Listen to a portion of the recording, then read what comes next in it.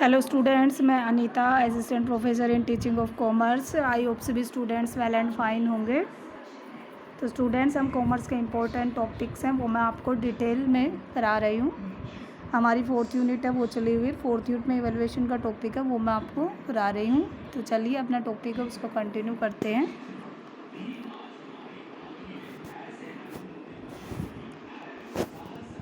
Next जो evaluation की types थी वो कौन सी थी? Oral evaluation. ओरल नाम से ही पता लग गया होगा कि ओरल इवैल्यूएशन के बारे में आप लिख भी सकते हो खुद भी कि जो ओरल इवैल्यूएशन होती है वो कौन सी होती है।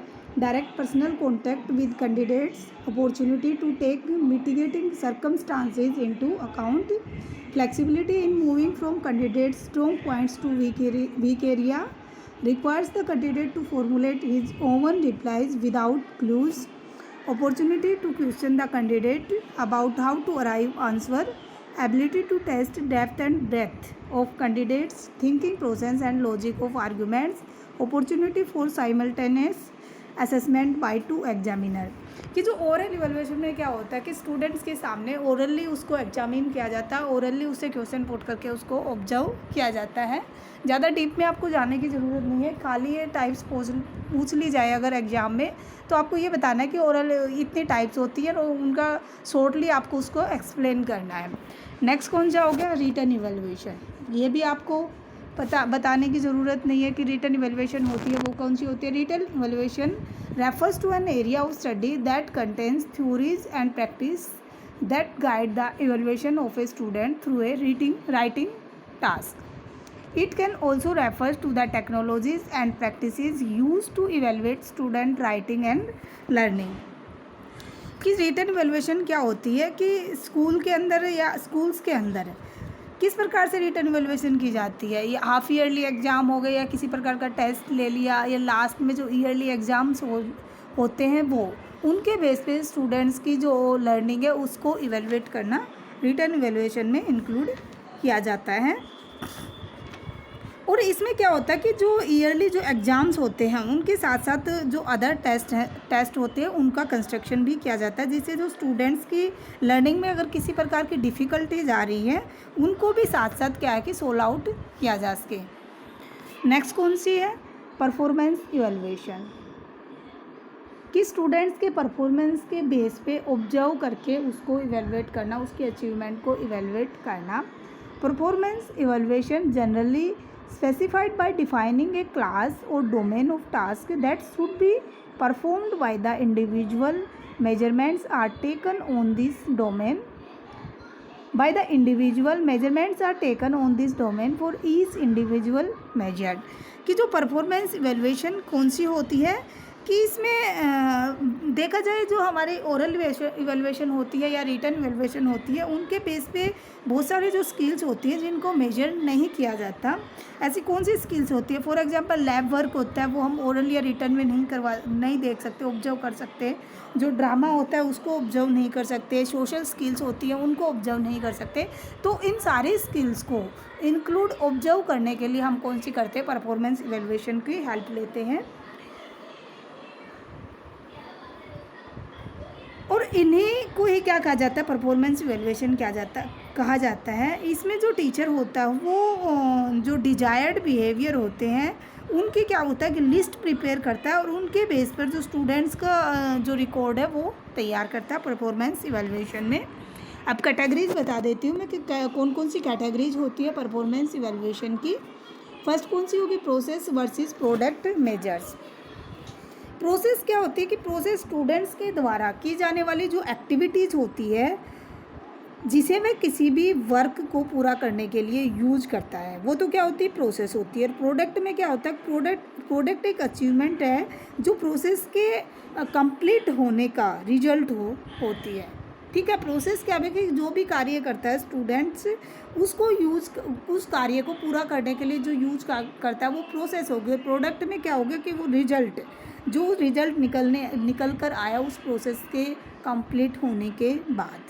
फॉर एग्जांपल किसी भी कंसेप्ट को टीच कराने के लिए टीचर क्या करता है? जो इंस्ट्रक्शनल प्रोसेस होती है उसका यूज़ करता है और इसी इंस्ट्रक्शनल प्रोसेस के यूज से जो रिजल्ट आता है, जो लर्निंग होती है, वो क्या होगी, प्रोडक्ट हो गई।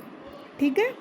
नेक्स्ट कौन सा है, साइमुलेटेड वर्सेस रियल सेटिंग की जो परफॉर्मेंस इवेलुएशन है वो मोस्टली किस में होती है, साइमुलेटेड जो सेटिंग होती है उनके थ्रू इवेलुएट की जाती है। इसका मतलब है कि जो सेटिंग्स रियल सेटिंग्स का सब्स्टिट्यूट होती है वो कौन सी होगी, साइमुलेटेड सेटिंग होगी। फॉर एग्जांपल अगर हम जो ऑर्गेनाइजेशन प्रोसेस है उसके बारे में टीचिंग करा रहे हैं तो इसे क्लास में रियल में कैसे ऑर्गेनाइज किया जाता है कि ऑर्गेनाइजेशन में जैसे क्लास में ही हमने ऑर्गेनाइज किया स्टूडेंट्स की ऑर्गेनाइजेशन करने, या मैनेजमेंट ने किस प्रकार से जो अपने एम्प्लॉयज़ वगैरह हैं उनको ऑर्गेनाइज कर रखा है, मतलब रियल में उस चीज़ को दिखाना, वो कौन सी हो जाएगी, साइमुलेटेड वर्सेस रियल सेटिंग। नेक्स्ट कौन सी होगी, natural versus structured stimuli. Stimuli क्या होता है कि कोई भी ऐसी चीज़ दिखाना जिसके बेस पर जो टीचर चाहता है कि ये मैं चीज़ दिखाऊंगा तो स्टूडेंट्स का ये बिहेवियर सामने निकल कर आएगा, वो स्टिमुली होती है। और नेचुरल वर्सेस स्ट्रक्चर्ड का मतलब क्या होता है कि वो स्टिमुली जो नेचुरल होती है जब वह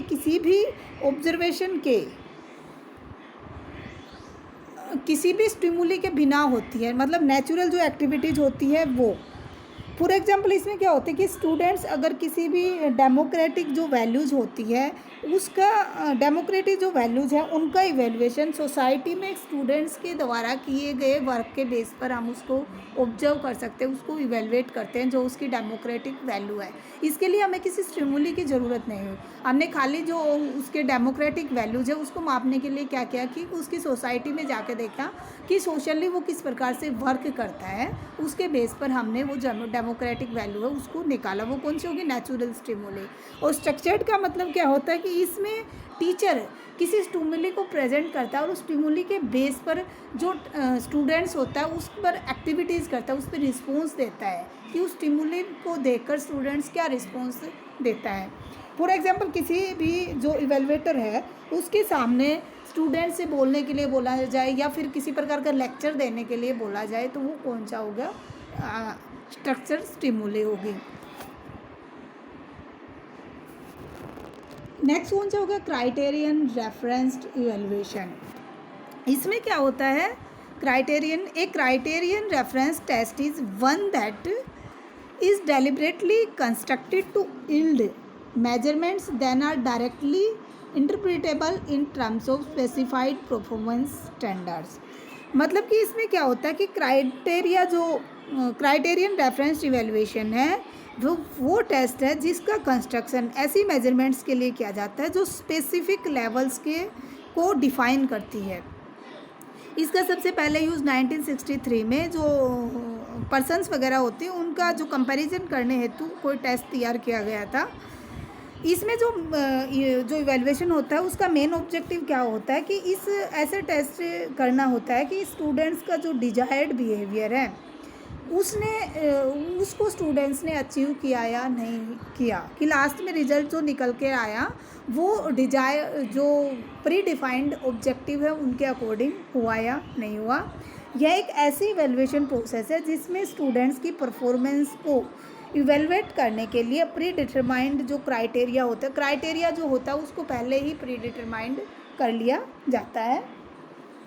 इसका मेन एक ही ऑब्जेक्टिव होता है कि जो इंस्ट्रक्शनल ऑब्जेक्टिव्स हैं उसके इफ़ेक्टिवनेस को आंकना और उसके बेस पे जो रिजल्ट आया है उसको देखना कि रिजल्ट क्या निकल कर आया है, और यही उसका जो एंडिंग बिहेवियर माना जाता है कि यही लास्ट बिहेवियर है स्टूडेंट का। इसमें क्या होता है, जो इंस्ट्रक्शनल ऑब्जेक्टिव है उसमें यह डिटरमाइन किया जाता है कि जो स्टूडेंट्स ने किस सीमा तक डेफिनेट रूप से क्या सीखा है, और जो टीचिंग लर्निंग प्रोसेस है उसके पश्चात जो क्राइटेरियन रेफरेंस्ड इवैल्यूएशन है उसकी हेल्प से यह जाना जाता है कि जो स्टूडेंट्स की परफॉर्मेंस है वो पर्टिकुलर जो प्री डिफाइंड क्राइटेरिया है उसके अकॉर्डिंग है या नहीं है। इस प्रकार जो इसका ऑब्जेक्टिव होता है वो स्टूडेंट्स की अचीवमेंट की आपस में तुलना नहीं करता है बल्कि पर्टिकुलर किसी स्टूडेंट के लिए यह डिटरमाइन करता है कि जो लर्निंग ऑब्जेक्टिव है वो उसे जो लर्निंग ऑब्जेक्टिव स्टूडेंट ने प्राप्त करना चाहिए था वो स्टूडेंट ने अचीव किया या नहीं किया।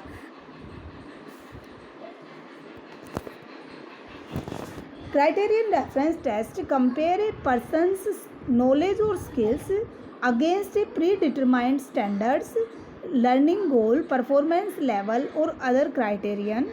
With criterion reference test, each person's performance is compared directly to the standards।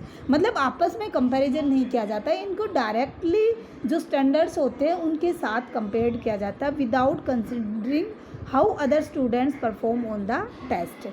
Criterion reference test often use cut scores to place students into categories such as basic, proficient and advanced. ये criterion reference test है, उसका मैंने एक diagram दिया है। Criterion reference test compare students knowledge and skills against a pre determined standard, cut score और other criterion. In criterion reference test the performance of other students does not affect A students score, कि एक आपस में जो students के score को affect नहीं करती है। इनका डायरेक्टली किससे होता है, जो प्री डिटरमाइंड स्कोर होते हैं, प्री डिटरमाइंड स्टैंडर्ड्स होते हैं, उनसे रिलेशन इसका होता है। नेक्स्ट कौन सी होगी, नॉर्म रेफरेंस इवेल्युएशन। इसमें क्या होता है, नॉर्म रेफरेंस मेजर्स कंपेयर ए पर्सनस नॉलेज और स्किल्स टू द नॉलेज और skills of the norm group. इसमें क्या होता है कि इससे बिल्कुल जो क्राइटेरियन रेफरेंस इवेल्युएशन उसका बिल्कुल अपोजिट, उसमें पर्टिकुलर अलग अलग किया जाता था, इस इंडिविजुअली किया जाता था क्राइटेरियन में। लेकिन इसमें क्या होता है कि जो होल क्लास जो स्टूडेंट्स होते हैं उनको एक ग्रुप में डिवाइड कर दिया जाता है या क्लास में डिवाइड कर दिया जाता है। The composition of the norm group depends on the assessment. For student assessment, the norm group is often a nationally representative sample of several thousand students in the same grade. Norm groups may also be further narrowed by age, English language, learner status, socioeconomic level, race, ethically और many other characteristics। इसमें क्या होता है कि वो मैंने बताया कि जो सारे स्टूडेंट्स हैं उनको ग्रुप में या क्लास में या एक स्कूल में क्या कर दिया जाता है, डिवाइड कर दिया जाता है उनकी टर्म्स में, और जिसके बेस पे जो स्टूडेंट्स ने जो भी मार्क्स लिए हैं उनकी एक्सप्लेनेशन दिया जाता है और लास्ट में क्या किया जाता है, रिजल्ट निकाले जाते हैं। इस प्रकार के इवैल्यूएशन में जो भी स्टूडेंट्स ने मार्क्स लिए हैं उनकी एक्सप्लेनेशन दूसरे स्टूडेंट से तुलना करके की जाती है।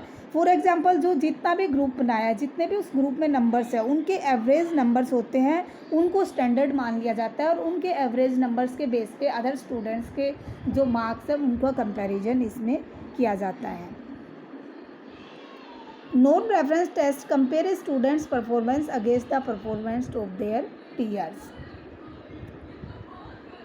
इनका आपस में कंपैरिजन बता दिया कि norm reference test provide information on how the performance of an individual compares with that of a नॉन ग्रुप।